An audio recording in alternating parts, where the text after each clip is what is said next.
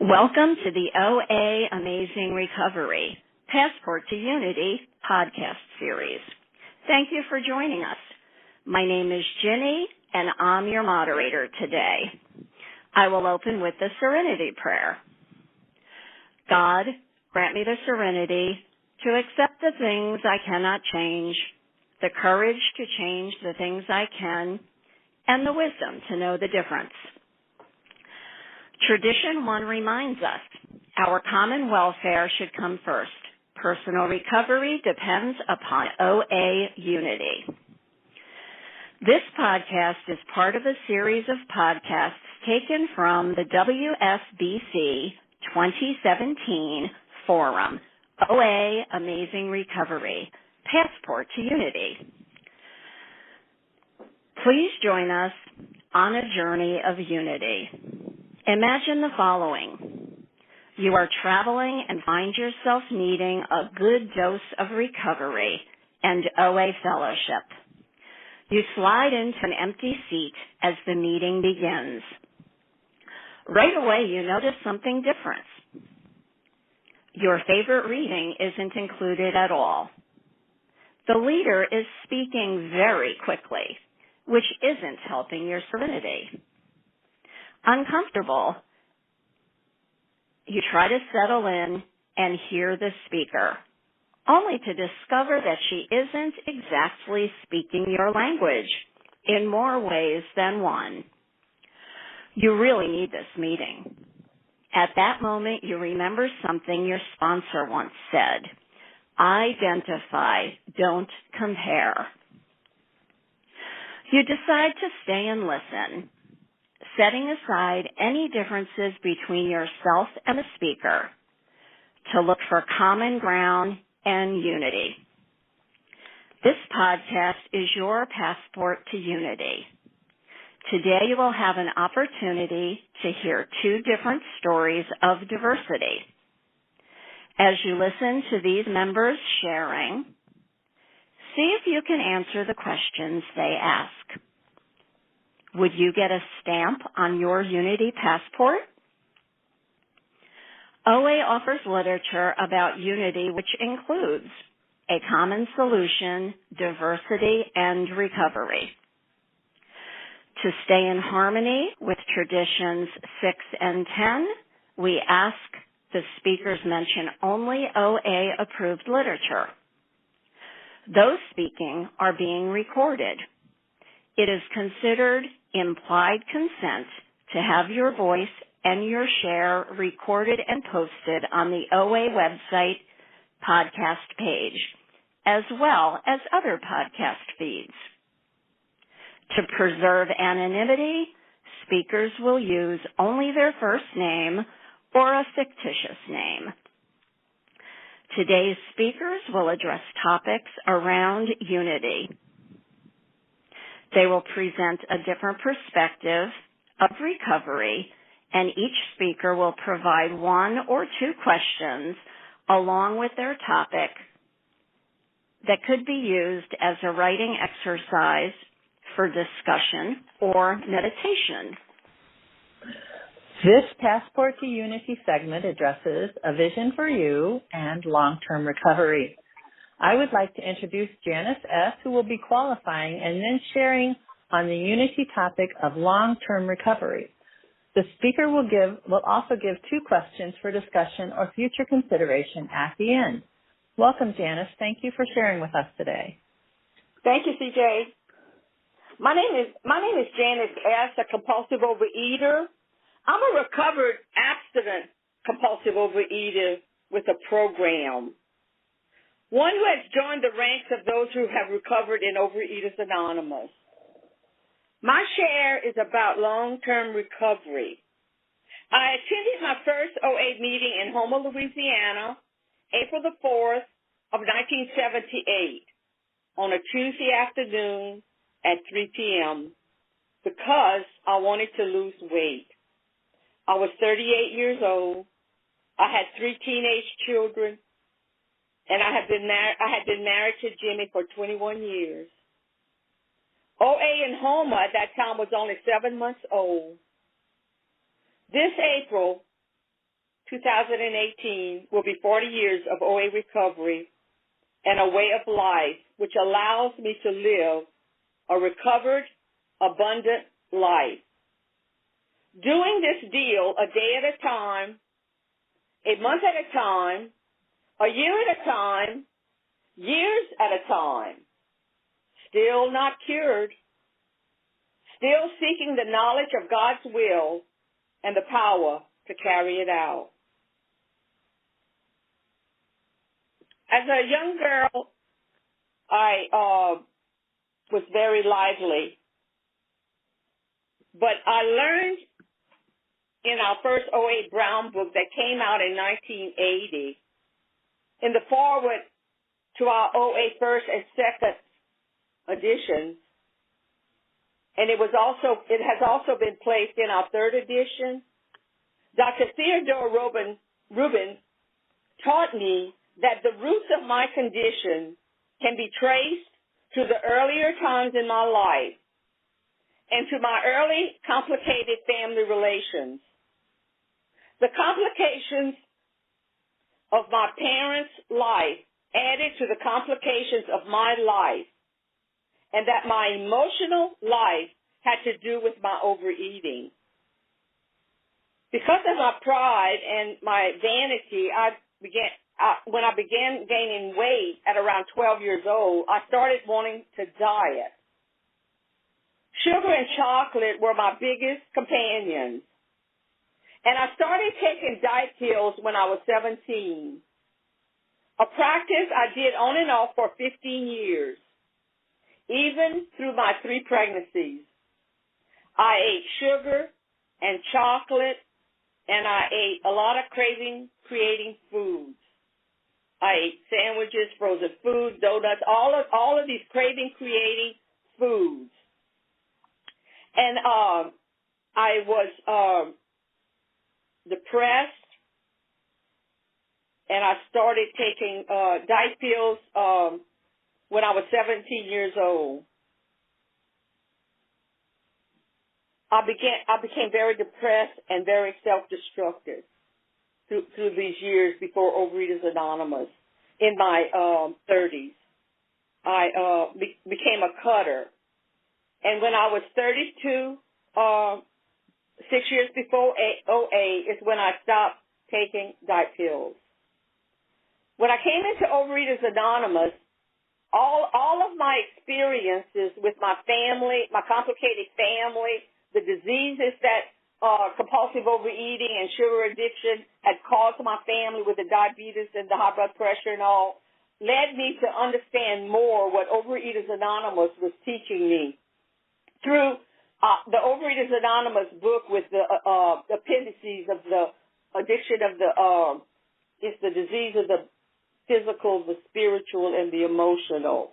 And also taking the diet pills and knowing that when I got off of these diet pills and all, and I went on another diet and I had lost a lot of weight, that it was because I was abstaining from sugar and these highly creating foods. And then it's when I understood when OA suggested that I stopped eating those kinds of foods. I had that experience that once I started back, after this time that I wasn't taking diet pills, to eating that, I realized how addictive I was to those kinds of foods.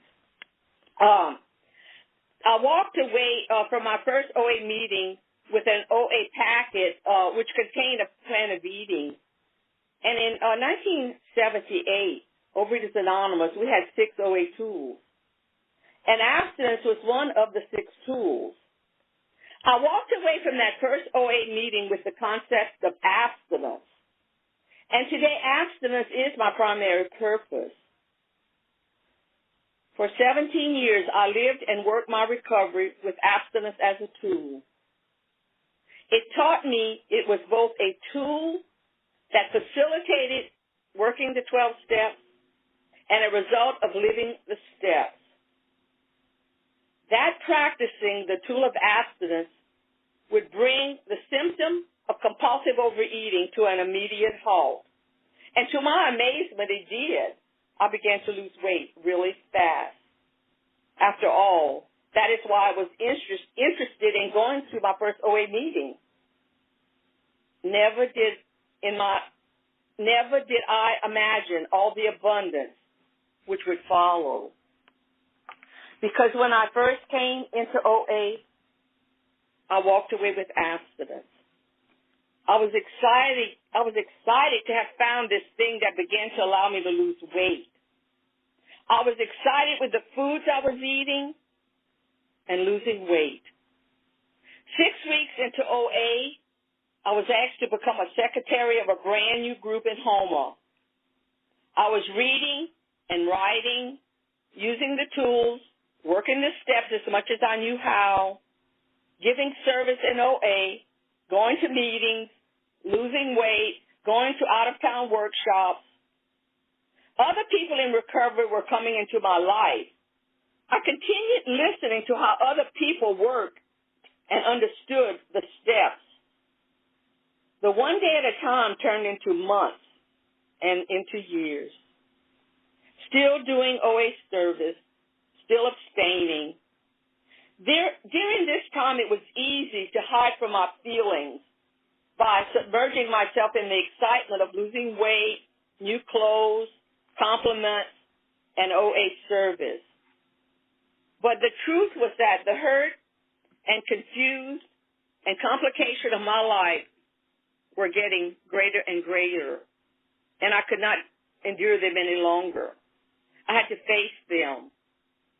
Into my 4th year of abstinence and recovered living, I gained enough strength and courage to go back and sort out what had happened in my life. It was because of a loving God, the caring and support of the Fellowship of Overeaters Anonymous, of which I was so much a part of. I was able to get down to my very soul. Then I knew that God would always protect and care for me. He was my director. This is when I truly had my vital spiritual awakening. I began my recovery journey through these OA 12 steps by first listening and reading them. Also listening and reading how others had and were applying these steps in their life of recovery. Although just reading and listening to how others were applying these steps did not change my life, they guided me toward what I needed to do about what I was reading and learning. I was motivated to apply the teachings of these steps. It is only by applying these steps that my life has been changed.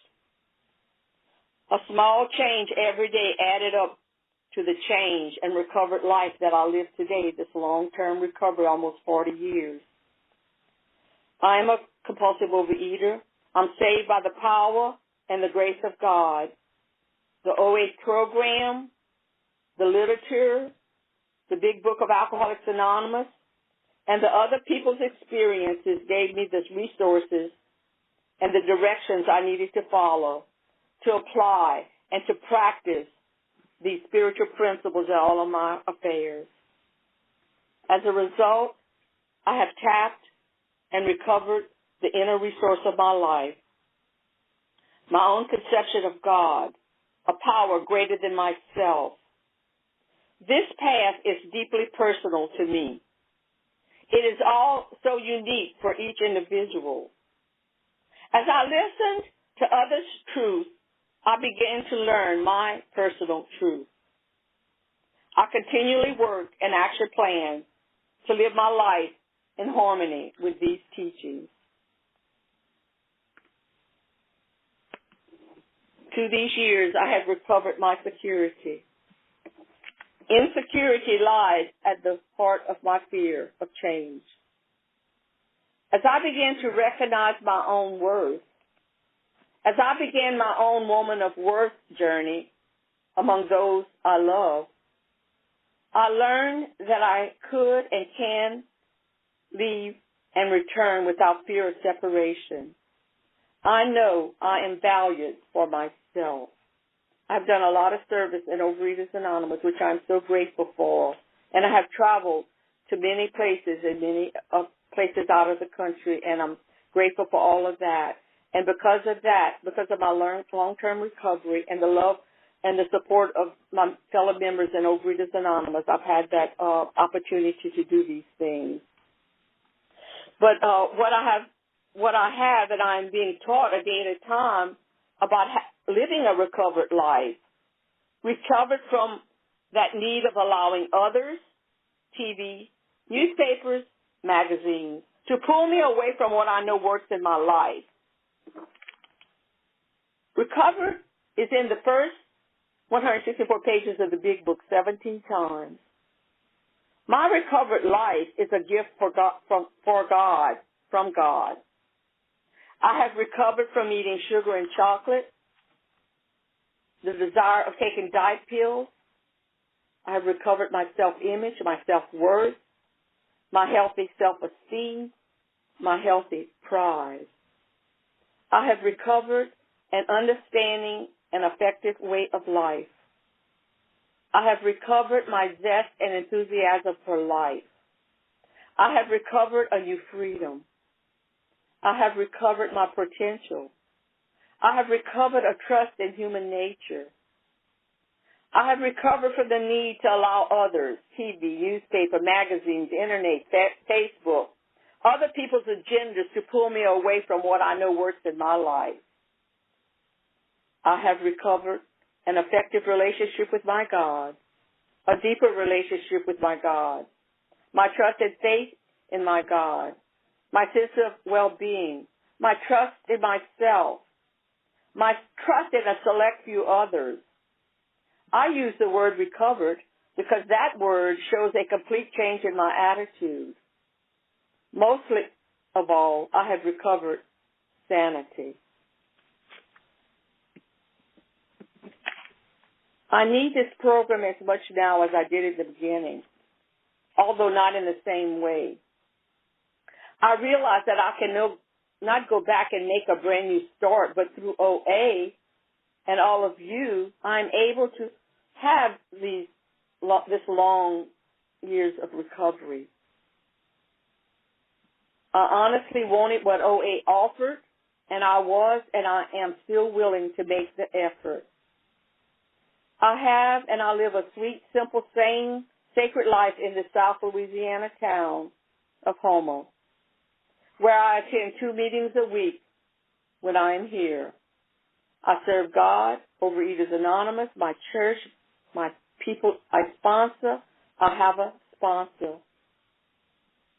We raise 3 children. We have 6 grandkids, and we're getting ready to have our 4th great-grandchild. This is an abundant life that Overeaters Anonymous has given me. I'm grateful. I am grateful. When I think about gratitude, I need to think about why I'm grateful, because gratitude begins with awareness that something has done, something has done something for me, and so. My time is almost up, but I will ask this question. I'm hoping that you will decide to try your long-term recovery a day at a time. You may not be able to identify with this South Louisiana girl with this Cajun accent, but believe me, I have the disease of compulsive overeater, and I have the recovery that Overeaters Anonymous offers me. So my question and my point to you is give it a try, a day at a time. Thank you very much. Thank you, Janice. I really appreciate your help, your sharing with us. I would like to introduce Harlan Chi, who will be qualifying and then sharing on the unity topic of A Vision for You. The speaker will also give 2 questions for discussion or future consideration at the end. Welcome, Harlan. Thank you very, very much, CJ, and thank you for having me. I'm Harlan G. I'm a recovered compulsive overeater in Scottsdale, Arizona. I've been in Overeaters Anonymous since February 2nd, 1979. I've lost a little over 500 pounds since the beginning, and I currently have 19 years of back-to-back abstinence. Food and weight have ripped me asunder from the day I was born. I have very vivid memories of people yelling and screaming at my mother and father, even before I was in kindergarten, about how much food I was eating and how fat I was getting. And I was always scared to death to do two things in my life, even as a little kid. I was scared to death to go to the doctor, and I was scared to death to go get clothes, because when I would try to buy clothes, they never had anything to fit me, number one. Number two, when I went to the doctors would scream and yell at my mother and father about how fat I was getting. And I remember vividly when I was 9 years old, I was put on diet pills by a physician. I'm born and raised in Chicago, and the doctor put me on diet pills at 9 years of age, and my head would just be rattling around, and the temples of my head would be just ba-boom, ba-boom, ba-boom. And then when I lost a lot of weight, believe me, I did, and I get accused of this now, but I would say the same thing like a million times, and I'd be in my head saying, why are you saying that again? Why are you saying that again? But I lost weight. Those diet pills were very effective. But when you came off the diet pills, I would eat Illinois and most of Wisconsin. When I was 10 years old, some of the information started coming out about the adverse effect of the diet pills, and so they pulled me off those pink ones and put me on a blue one with exactly the same kind of result. When I was a kid, when I was a teenager, the world just seemed to pass me by. My entire life was spent eating or obsessing about food, and all I really wanted was to acquiesce to the demands of every adult in my environment who screamed at me and yelled at me and said, you'll never have a good life unless you lose weight. If you don't eat so much, you'll feel better. Boy, I found that out. When I don't eat so much, I feel anger better, I feel fear better, I feel jealousy better, crushes on girls better, I feel like killing myself better, I feel lots of things much, much better, and I learned at an early age that I really could not explain to people why I ate so much. I thought it was just because I liked food so much. And as a teenager, the world really started passing me by much, much faster than it ever had been before. I wanted to be like the other boys. I wanted to look like them. I wanted to be able to wear the clothes that they wore. I wanted to be able to be like them, and that was the last thing that this disease would permit, was for me to fulfill my dreams. And this disease robbed me of every dream I've ever had. It robbed me of everything. It deformed me at an early age. It humiliated me. It emasculated me in every way that you can emasculate a young man. It took away from me everything. And I kept eating and kept eating. And when I was 22 years old, my mom died. And when I was 24 years old, my dad died. And by that time, I was about 500 pounds as a sophomore in college. I was 335 pounds as a senior in high school. And the world was getting away from me. The world had escaped me. I couldn't wear underwear. I had towels shoved between layers of flab to try to keep the flab from rubbing together, which would give me contact dermatitis, which was extremely, extremely painful. I was humiliated by people. I was ridiculed in public places. Children would laugh at me, and adults would laugh at me, and adults would slap my stomach. And on several occasions, when I was eating in restaurants by myself, adults would come and they would take food off my table and give it to the busboy and say, he doesn't need this. And I had to pretend like none of that bothered me. I was ashamed, and I didn't want to live in this world anymore. And when my dad died in 1978, I was probably, as I said, maybe more than that, 600 pounds at that time. My world was really, really in trouble. I was writing bad checks to anyone dumb enough to take them. I lied when the truth would have served me better. I had a food habit in the late 1970s of about $100 to $150 a day. I remember being hospitalized for cellulitis and staph infection because the bottoms of my legs had so swelled that staph and cellulitis got in there, and I had dime and penny-sized ulcers in the back of my legs where the pus used to run out. I had one pair of pants. I had a couple of shirts. The shirts that I had were stained with gravy and food and cigarettes burns in all my garments. I was a mess. I smelled like a trip to the zoo. I lived in filth and squalor, and this disease pulled me through pitiful and incomprehensible demoralization. Finally, in 1979, I attended my first meeting of Overeaters Anonymous at the Orchard Mental Health Center in Skokie, Illinois. And I remember many things about those early meetings, but one of the things I remember most was I felt like I know why I'm here, but I can't understand why you're here, because most of you presented with normal-looking bodies. Most of you presented with money and the things that I would say to myself, if I had a Cadillac or I had jewelry like that, I wouldn't eat so much, and because I didn't really understand the disease. And I came in and I started to recover, and I left, and I relapsed, of course, and I came back in 86, and I had one more relapse in me, but when I came back, I started noticing things that I had never noticed before. And what I started noticing, everything I started noticing was in the big book of Alcoholics Anonymous, and on page 58 it says, if you want what we have, what is it that we have? Not just people that are not eating compulsively. What we have in Overeaters Anonymous is people who are compulsive overeaters who are not eating compulsively and are doing so happily. And then it says on page 45, well, that's exactly what this book is about. This is the thesis line in the big book.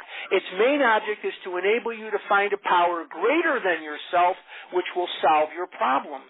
And that's where I didn't readily join that ideology, because I had a lot of problems, as many do, with this God idea. And I had to formulate with a sponsor a higher power that I was willing to believe in. Nothing in the big book says I must believe. It says I must be willing to believe. And here's what I found out. I found out that I have an allergy of the body, and I have a twist of the mind, which makes me powerless over food. And I found out that food is not my problem, that food is the solution to the problem, and that the problem is the buildup of everyday, normal human emotion. And all human beings have happiness and fear and anger and jealousy, and all human beings have these emotions. But in a normal human being, they can dissipate these emotions very readily. But I could not. They would pinball around in my soul and in my heart and in my head, and the pain of not eating was too much for me to bear. And I would eat because my mind would drive me into the food incessantly, the mental twist, because of the effect that food produced for me, that a Snickers bar or an Oreo cookie did something for me, not to me, but for me, that it doesn't seem to do for the normal person. It gave me an instant sense of ease and comfort. And then I would eat more than I had intended to because of the physical allergy as described by Dr. Silkworth in the doctor's opinion. And I found out that if I can't eat because of the allergy, and I can't keep from eating because of the twist of the mind, that I am utterly powerless over food and my life is unmanageable. So it begs the question, what if I could find a way to live where I don't lock in on that sense of ease and comfort that comes instantly by eating the food? What if I could find a way to live where I already feel better? And the process of bringing the necessary power into that equation is called recovery. And that's what this is all about, Charlie Brown, for me. This is about me understanding that I am terminally and permanently different from the normal temperate eater. That at no time will I be able to eat like a normal person unless I have the delusion that I may be able to do that must be smashed. But if I have a spiritual awakening as the result of the steps as laid out for me in the big book of Alcoholics Anonymous, then I don't have that urge to eat, and I don't thereby set the terrible cycle in motion. And so for me, and I'm not saying that this is how everyone must recover, this is my path. I believe that for me, a strict adherence to the big book of Alcoholics Anonymous is definitely the way to go for me. And that's what I choose to do, and I've lost a little over 500 pounds, and I have 19 years of abstinence, and I'm at a very comfortable weight for me, and I've had many, many miracles in this program, miracles which I can't even describe. I've traveled the country doing retreats and conventions. I've spoken in most of the states in the United States on behalf of OA and several provinces in Canada. And it's my honor to be of service because that's my job, to be part of that outstretched hand of Overeaters Anonymous to those who urgently seek it. For this, I believe I am responsible. OA has given me my entire life. Nothing is more important to me than Overeaters Anonymous. Nothing will I try to repay as much as Overeaters Anonymous. I attend the birthday every year. I attend conventions, and I'm very, very dedicated to OA service. Now, speaking of OA, there is there is a phone meeting, which is part of OA, not apart from, but a part of OA, called A Vision for You.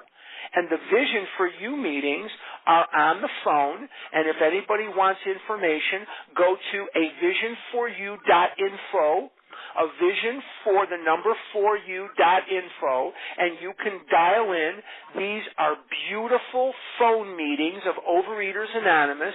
There are 3 of them a day, one at 7 a.m. Eastern Time, 8 a.m. Eastern Time, and 10 a.m. Eastern Time, and they are beautiful meetings. They are just good examples of healthy OA meetings. Vision is not a part from OA, it is a part of OA. I want to make sure that that's very clear. And what I hear in Vision is a beautiful, uncut, big book message, which is so important for me, with the emphasis on the steps and on the emphasis on the program. This is not a program for people who need it. This is not a program for people who want it. This is a program for people who do it, who take that action of working the steps every single day. And by working 10, 11, and 12 every day of my life, I'm working steps 4 through 12 on a daily basis many, many times a day, because I do many 10 steps throughout the day. This is the easier, softer way. This is the greatest way of life imaginable. Shortly before she died, I had the pleasure of telling Roseanne S., our founder, I held her face in my hands and said, Roseanne, the sun will never set on what you've done. You have left this world a better place than you found it. And I thank you from the bottom of my heart, I told her. And we had a chance to visit. Actually, I'm one of the few people in Overeaters Anonymous that went to the same grammar school as Roseanne in Chicago, one of the very few. She went there years before I did, but her and I, we went to the same grammar school, but not at the same time. This is the question that I would pose to anybody listening to this podcast. If your program is not pointed in the direction that you want it to go, what are you willing to do, and when are you willing to do it? Test your higher power.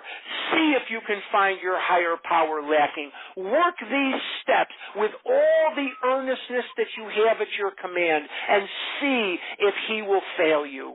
He will not. There will be miracles for you that you can't even dream about. And with that, I will pass. Thank you. Thank you, Harlan. Thank you for joining us today as we explored Passports to Unity. Thanks to our wonderful speakers for sharing their experience, strength, and hope about unity. Thank you, Janice and Harlan, for sharing. Traveling shows us that even though we may work a program in different ways or have different needs, we all have something in common and can learn from each other. Of course, the journey doesn't stop today. We hope you return when other podcasts are ready for you with more opportunities to seek understanding and unity in diversity. Unity with diversity statement. As we extend the heart and hand of the OA Fellowship to those who still suffer, let us be mindful of OA's Unity with Diversity policy, which respects our differences yet unites us in the solution to our common problem. Whatever problem you may have with food, you are welcome at a meeting, regardless of race, creed, nationality, religion, gender identity, sexual orientation, or any other trait. The opinions expressed here today are those of individual OA members and do not represent OA as a whole. Seventh tradition. Please remember that we are self-supporting through our own contributions. Please use special workshop meeting number 82278 when making your contribution. The World Service Office needs our support to continue to serve our fellowship. Go to www.oa.org and click on Contributions. Thank you for helping us carry the message. Additional topics for Amazing Recovery, Passport to Unity, will be on the OA website, oa.org, as part of this series. I will close this session with the OA promise. I put my hand in yours, and together we can do what we could never do alone. No longer is there a sense of hopelessness. No longer must we each depend upon our own unsteady willpower.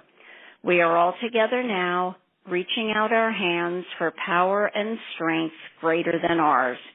And as we join hands, we find love and understanding beyond our wildest dreams.